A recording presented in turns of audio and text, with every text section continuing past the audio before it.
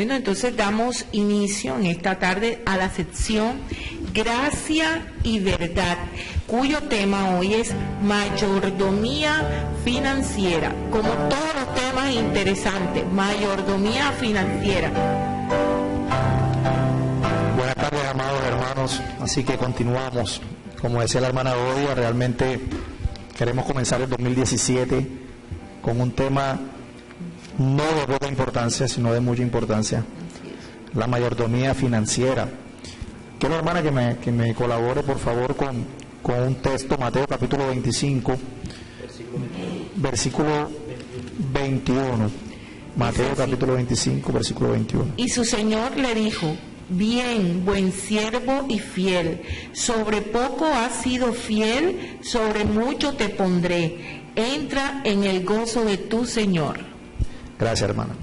Antes de comenzar a desarrollar nuestro programa, pues queremos mandar un saludo especial a la iglesia, a los oyentes.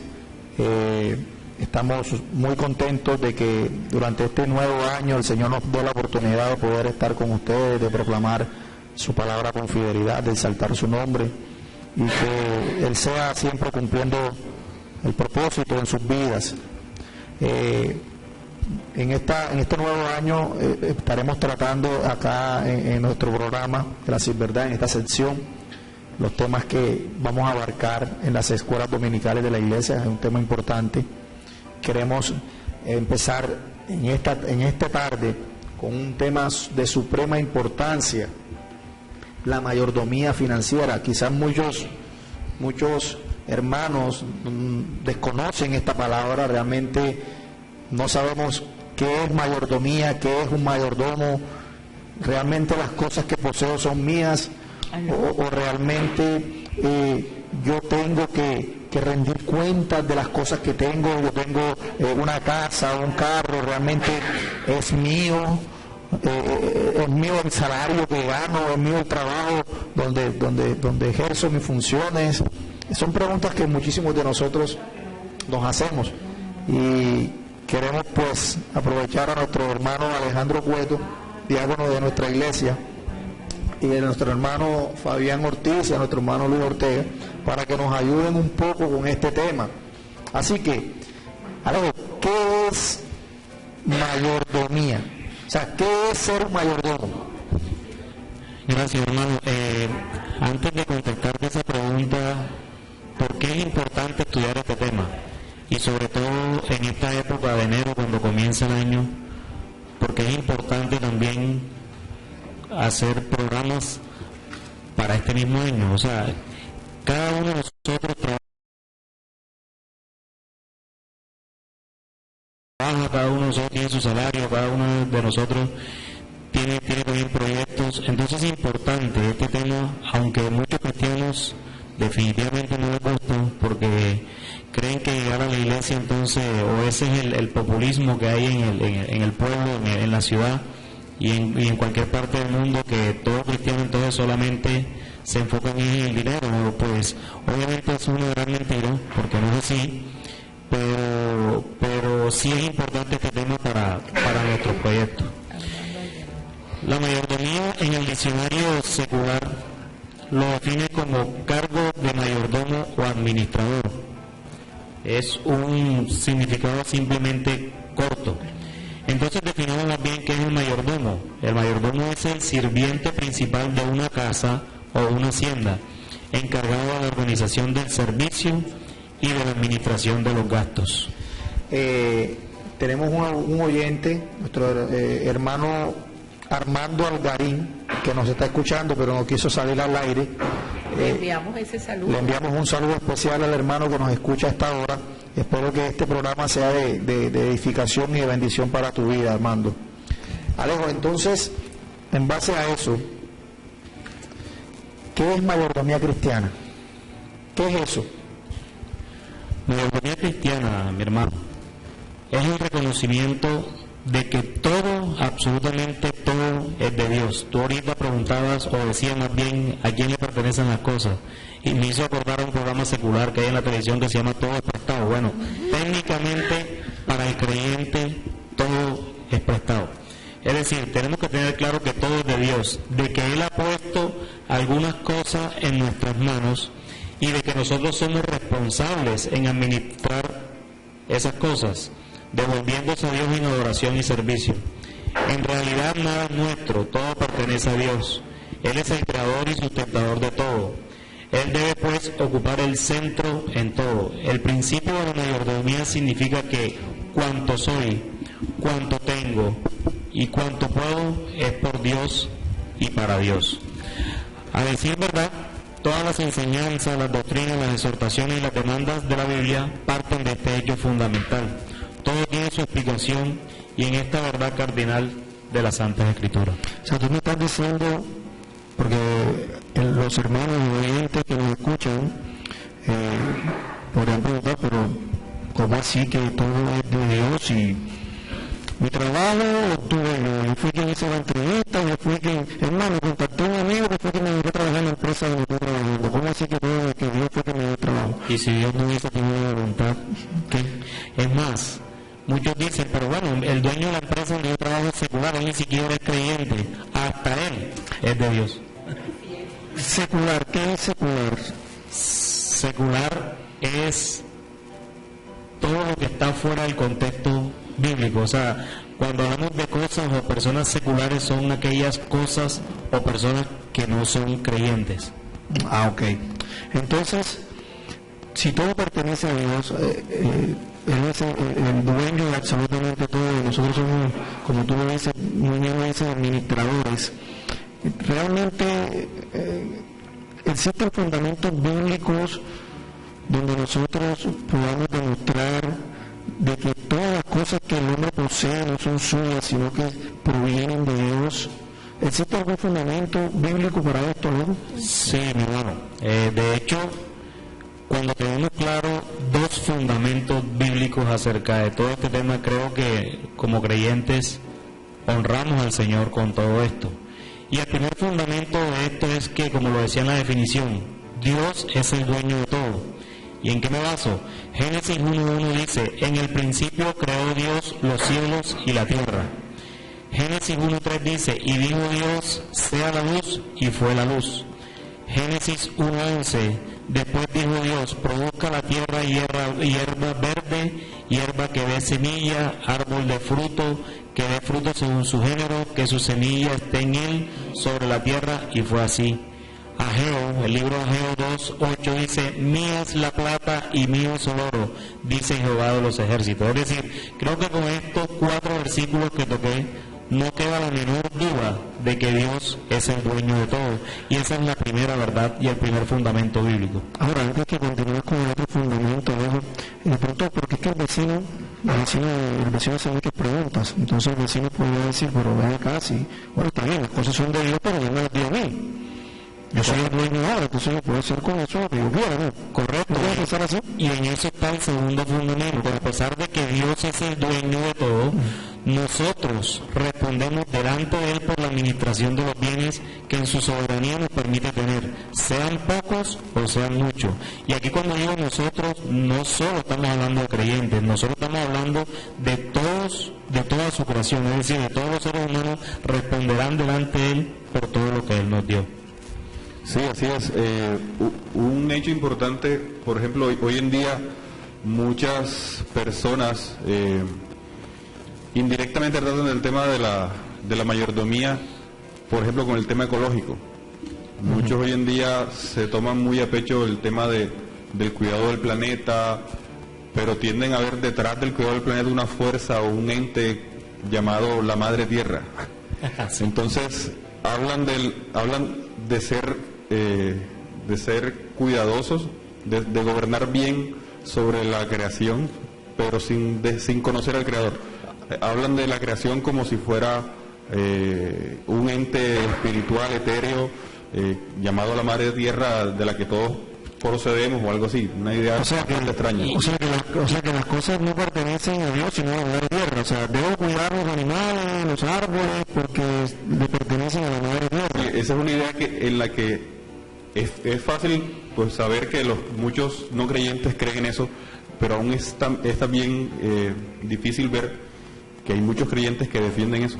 Hay muchos creyentes que cuando piensan en cuidar el planeta, por ejemplo, piensan en los argumentos de todos estos grupos que están a favor de toda la ética con respecto a los animales, la bioética y todo lo demás, pero nunca se van a ver que esos principios tienen que ver con la mayordomía y que están dados en el Génesis porque Dios es dueño de todo. Sí, de hecho, mi hermano, Génesis 1:28 habla, y los bendijo Dios y les dijo, fructificad y multiplicaos, llenad la tierra y sojuzgadla, y señoread en los peces del mar, en las aves de los cielos y en todas las bestias que se mueven sobre la tierra. Es decir, dentro de la creación hay un soberano, o sea, estoy hablando dentro de la creación, no estoy tomando a Dios, sino solo nosotros como creación, y los soberanos somos nosotros, o sea, nosotros somos quienes señoreamos en la tierra, sobre las bestias, sobre todo eso.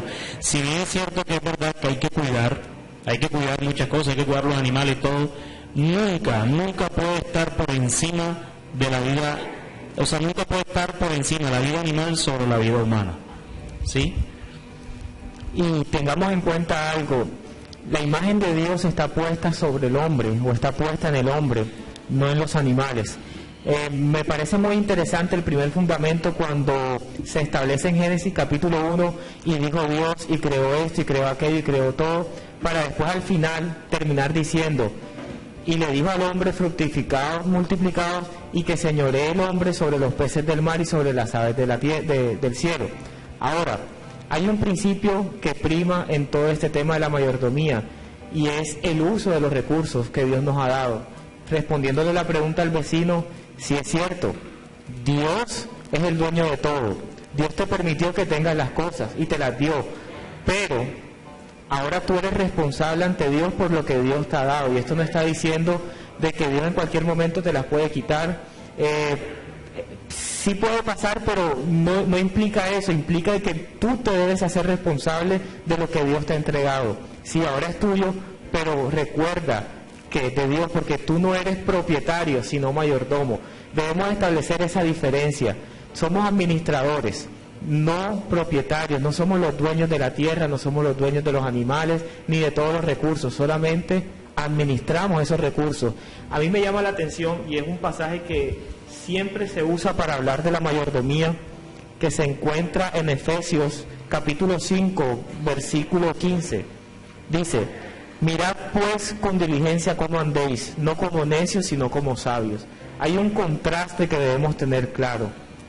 ¿Cómo andan los necios y cómo andan los sabios? Los sabios andan aprovechando bien el tiempo, pero también podemos tomarlo aprovechando bien los recursos. Eso es un principio de sabiduría que se ve plasmado en este pasaje. Alejandro. Sí, correcto. Y quería leer para certificar lo que Dios nos ha dado como responsabilidad, Génesis 2:15, que dice, tomó pues Jehová Dios al hombre y lo puso en el huerto del Edén para que lo labrara y lo guardase.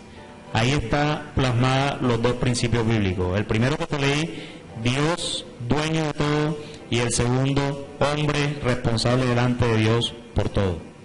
O sea que es como, por ejemplo, una persona llega y se acerca a ti y te dice, mira Alejo, te voy a entregar este apartamento porque yo me voy de viaje.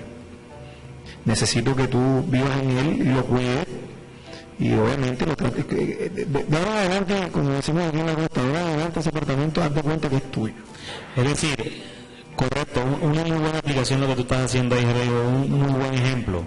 Por mucho que yo trate ese apartamento, lo pinte, le cambie el piso, las paredes, lo que yo le quiera hacer, nunca voy a ser el dueño fue quien me lo dio. Correcto. Lucho, ¿iba a decir algo? No, bueno, iba a hacer un comentario, y es que si bien el foco del tema que estamos tratando el día de hoy es la mayordomía financiera, generalmente en muchos creyentes, cuando les hablan del tema de la mayordomía, piensan que les van a hablar de ofrendas, diezmos, primicias y todas estas cosas que sobre todo en esta fecha de inicio de año están muy de moda, y muchos creyentes pueden tener cierta prevención a que más adelante vayamos a hablar de eso. Realmente el tema de la mayordomía financiera abarca mucho más que eso. Claro, somos responsables también de dar para el servicio de la obra de Dios, pero pero créame que no estamos... Eso es un solo principio de tantos. Exacto. De hecho, lo otro es que generalmente cuando se habla de mayordomía también solo se enfocan en el tema de las finanzas. Pero, ¿qué pasa, por ejemplo, con la mayordomía del tiempo? Como mencionaba, por ejemplo, nuestro hermano Fabián ahorita. La mayordomía de los dones, la mayordomía en el hogar, del gobierno de la familia, la mayordomía del cuerpo incluso. Cómo yo uso mi cuerpo para la gloria de Dios o no para la gloria de Dios. Y es bastante interesante tener eso en cuenta. O sea que de pronto a esas personas que nos escuchan, que creen que mayordomía simplemente se refiere a que estábamos hablando de que la mayordomía en el ámbito del dinero eclesiástico, o que tú debes ser buen mayordomo, pero para que den los diezmos o para que den las ofrendas únicamente, no. O sea, nosotros estamos hablando de que debemos administrar todos y cada uno de los recursos que Dios nos da. Obviamente está incluido los recursos o las ofrendas que hacemos, no para que Dios nos dé, sino todo lo contrario, devolverle algo de lo que Dios ya nos dio. Pero quizás por el contexto que mucho acaba de mencionar, muchas ovejas han sido trasquiladas por falsos maestros que realmente buscan es beneficiarse o mercadear con la fe. Realmente eso no es lo que estamos tratando acá. Estamos hablando de un tema que es bíblico, de un tema que es importante en la vida de todo cristiano. Nosotros daremos cuenta de nuestra mayordomía. Ahora, ¿cómo sé yo que estoy siendo buen o mal mayordomo?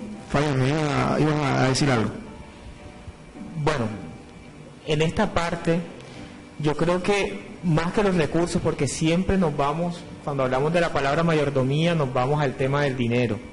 Y tristemente encontramos muy poca literatura en cuanto a la mayordomía del tiempo, de los dones y de todo lo que esto implica.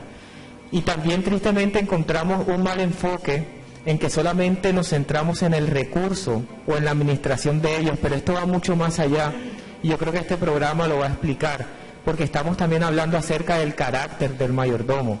Y es aquí donde entra mi hermano Alejandro explicando cómo podemos ser buenos mayordomos, no solo del dinero, sino del tiempo también, porque eso también implica el buen manejo de estos recursos que tenemos, el tiempo.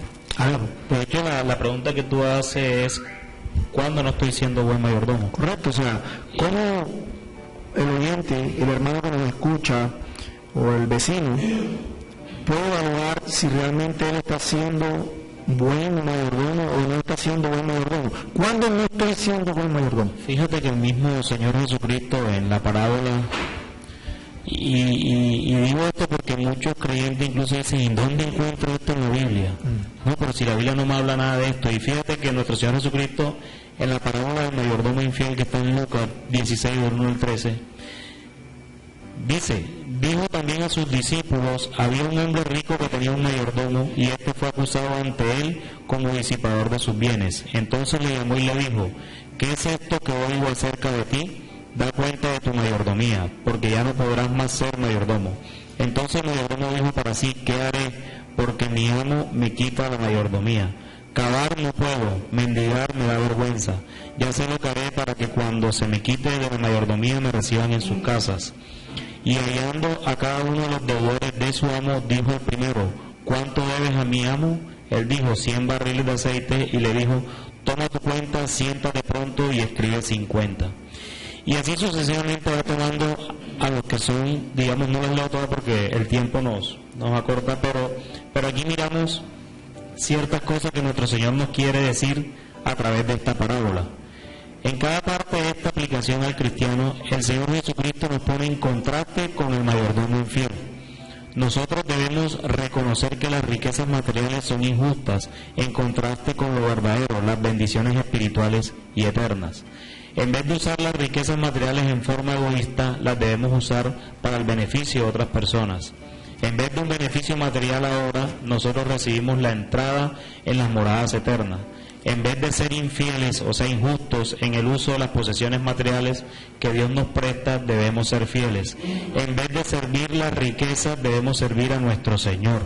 Debemos aprender del mayordomo infiel, pero debemos aprender a actuar en una forma diferente, con motivos distintos, y el resultado será totalmente diferente, que es lo que estaba hablando ahorita la hermana Fabián. Sí, no solo es la parte material en sí, sino el carácter del mayordomo como tal. Es decir, nosotros cómo administramos bien, siendo fieles al Señor. ¿Tú podrías de pronto colocar un ejemplo de manera de aplicación para que podamos entender cuando una persona no está siendo un buen mayordomo? Por lo menos, vámonos al caso de casi todos los que estamos sentados en esta mesa, y seguro que son la mayoría. Una persona trabaja y se gana su salario. Entonces, digamos, ¿cuánto se está gastando en el mes de su salario? Es decir, pongamos un valor para que se entienda más. La persona gana 800,000 pesos, pero resulta que sus gastos son 900, 1.000.000. ¿Está siendo buen mayordomo? Obviamente que no. ¿Por qué? Porque él de antemano sabe cuánto va a ganar, mientras que está disipando esos bienes que el mismo Señor, por su mera misericordia, le ha dado para que los administre, y no lo está administrando bien. Pero es que tú ganas más que yo, porque es así como lo miran. Se miran de frente, pero no miran desde arriba hacia abajo. Porque si bien es cierto que para muchos ganar 800,000 es muy poco para ti que ganas 2 millones, pues para Dios es justo.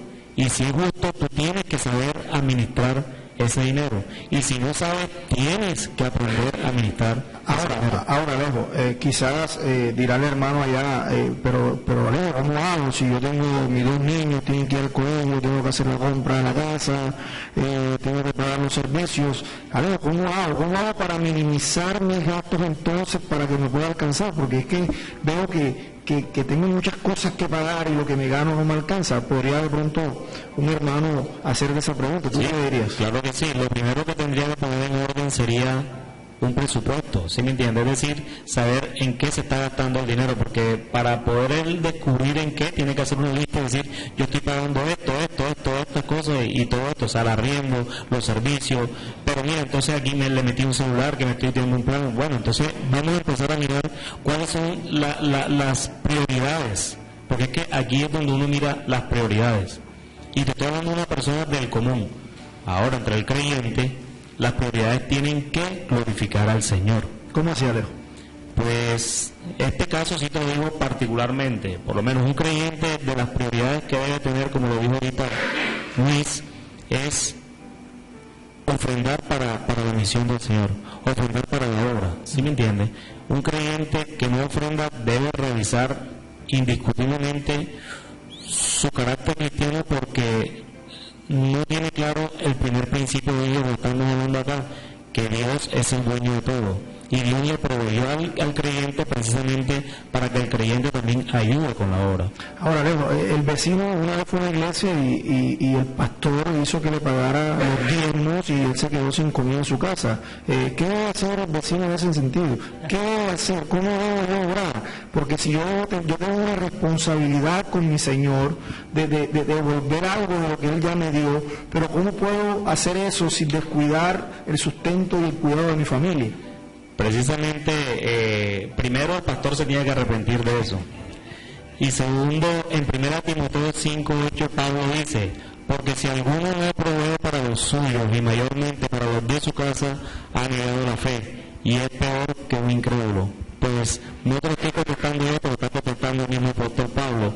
Y creo que es claro Pablo cuando dice, yo no puedo dar si las necesidades básicas, si mi hijo de 2, 3 o mi hijo, cualquiera que tenga la edad, cualquiera que sea la edad, está pasando necesidades, mi esposa, no tenemos de qué comer. Esa es de mis primeras mayordomías que el Señor me entregó, mi primer ministerio que Dios me dio con mi matrimonio, y yo tengo que ser responsable por sustentarlos a ellos. O sea que de pronto aquella manipulación con respecto a que tú debes diezmar por encima de absolutamente todas las cosas, porque Dios te va a proveer y tú tienes que hacerlo sí o sí, y si no te alcanza para el mercado, o si no te alcanza para pagar los servicios, ya eso es tu problema. Tú tienes que ofrendar, tienes que diezmar, porque así Dios te lo manda. ¿Tú qué dirías a eso, Alejo?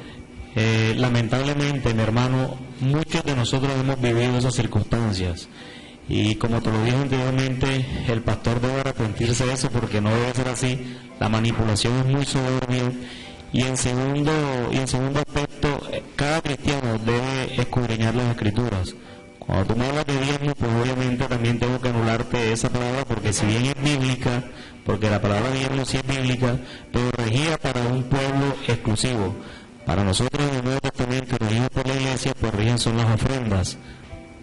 La Iglesia incluso católica romana la conoce como limosnas, pero el diezmo como tal, bíblico, era para un pueblo específico, en un tiempo específico, y hoy ya no rige para nosotros los creyentes. Bueno, entonces, ya nos explicaste cómo un siervo no era un buen mayordomo o no estaba desempeñando una buena mayordomía. Ahora, la pregunta, entonces, ¿cómo debe ser mi mayordomía? ¿Cómo debo comportarme yo o ejercer mi mayordomía como cristiano?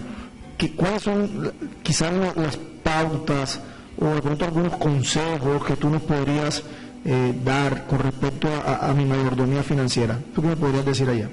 Pues primero que todo, mirar Mateo 25, del 14 al 17, que dice: porque el reino de los cielos es como un hombre que yéndose lejos llamó a sus siervos y les entregó sus bienes. A uno dio 5 talentos, y a otros 2, y a otro 1, a cada uno conforme a su capacidad, y luego se fue lejos.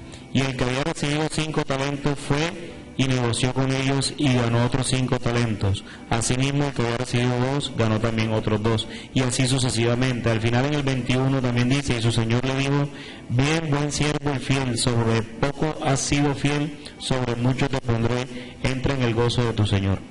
A mí me gusta mucho ese sobre poco que se toca en esta parte de la Biblia, porque poco aquí quiere decir cualquier cosa que nos podamos imaginar sobre esta tierra. Es decir, cualquier creyente e incluso no creyente que sea el más millonario de todo el mundo, solo eso es poco delante de lo que vamos a recibir por haber sido buenos mayordomos cuando entremos en el reino del Señor. Tú me pedías algunos tips, algunos consejos, algunas cosas, pues mi hermano, yo tengo algunos como tal, y los he venido mencionando casi en todo el programa, y unos 6 que tengo debe ser como: debemos tener bien claro cuántos son nuestros ingresos, no contar con el dinero que no tenemos, así tengamos certeza de la deuda a nuestro favor, realizar un presupuesto cada vez que ingrese dinero a nuestras cuentas, saber manejar las tarjetas de crédito con mucha prudencia y examen financiero. ¿Y por qué menciono esto? Porque muchas iglesias también dicen que las tarjetas de crédito son pecados. En ningún lado de la Biblia yo puedo encontrar eso de que sea pecado. Pero claro, porque vemos algunos que pasan en la ráfaga con las ofrendas. Sí, esa es otra historia, ¿verdad? Esa es otra historia, pero el tema del manejo de las tarjetas de crédito no es pecado. Lo que es pecado es manejarlas mal. Es decir, yo voy a dar un ejemplo claro. Cualquiera de nosotros puede tener una tarjeta de crédito y tú vas y haces una compra al supermercado, una compra de alimentos que te va a durar un mes. Pues si tú difieres esa compra 24 meses, de cierto te digo que estás pecando porque estás siendo mal administrador, porque si te lo consumes en un mes, pues se supone que el pago debería ser un mes. Diferente a que tú compres un televisor o cualquier otro producto que te vaya a durar, pues tú lo difieres conforme a la duración, a la vida útil de ese producto. También debemos más bien pagar las deudas oportunamente, y sobre todo, amados, es ahorrar para cosas inesperadas o inoportunas. O sea, que entregarle un certificado de ingresos y retenciones al pastor para saber cuánto gana no hace parte de mi mayordomía. No. No, entregarle un certificado al pastor yo creo que es pecado, porque le dañas el corazón al pastor y también te dañas el tuyo.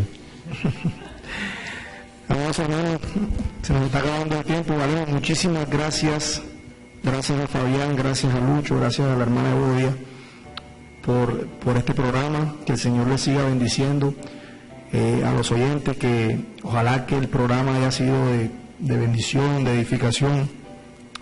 Les recordamos que este programa tiene la única finalidad de exaltar a Cristo, de proclamar su palabra, de buscar siempre que Él sea alabado, que Él sea glorificado, Todos los que tengan quizás preguntas o aportes pueden llamarnos al programa, pueden hacer sus preguntas, pueden hacer sus aportes, y desearles de corazón que el Señor les ayude en este año 2017, que Dios nos ayude a tener una muy buena mayordomía financiera, del tiempo y de todo lo demás.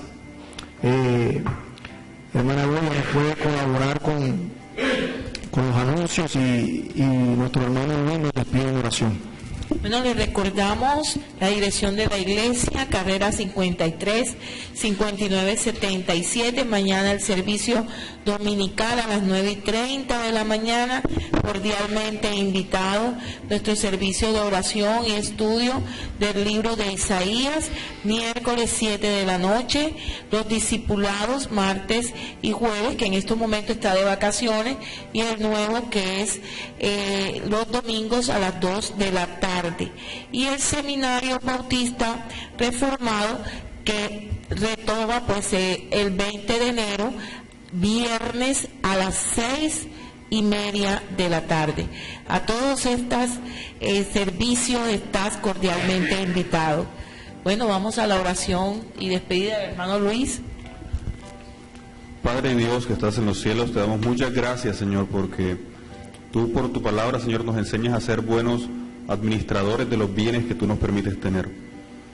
Gracias, Señor, porque por medio de esta conversación que hemos tenido en esta tarde, tú nos has enseñado que debemos ser diligentes en nuestro trabajo, debemos ser responsables, Señor, en el mantenimiento de nuestro hogar y de los que están a nuestro cargo, y también debemos ser generosos, Señor, para dar para tu obra y para tu gloria. Gracias, Señor. Te pedimos que tú nos guardes y guardes, Señor, a todos nuestros oyentes y les ayudes, Señor, a aplicar esta palabra, Señor, en sus vidas.